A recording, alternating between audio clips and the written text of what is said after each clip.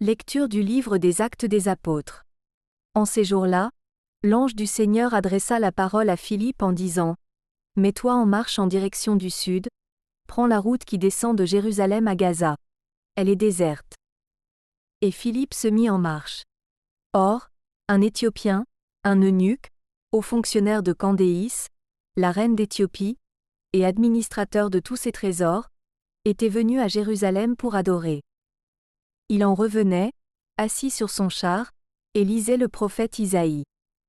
L'Esprit dit à Philippe : « Approche, et rejoins ce char. » Philippe se mit à courir, et il entendit l'homme qui lisait le prophète Isaïe. Alors il lui demanda : « Comprends-tu ce que tu lis ? » L'autre lui répondit : « Et comment le pourrais-je, s'il n'y a personne pour me guider ?» Il invita donc Philippe à monter et à s'asseoir à côté de lui. Le passage de l'Écriture qu'il lisait était celui-ci : comme une brebis, il fut conduit à l'abattoir.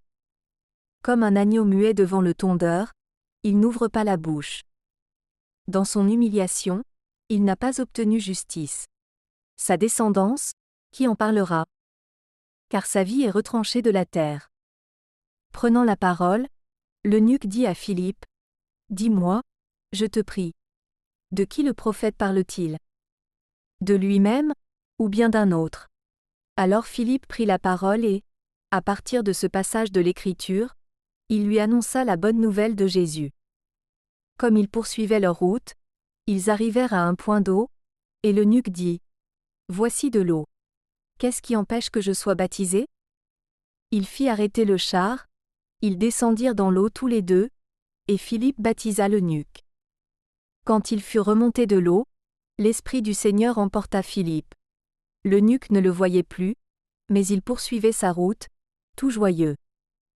Philippe se retrouva dans la ville d'Ashdod, il annonçait la bonne nouvelle dans toutes les villes où il passait. Jusqu'à son arrivée à Césarée. Parole du Seigneur.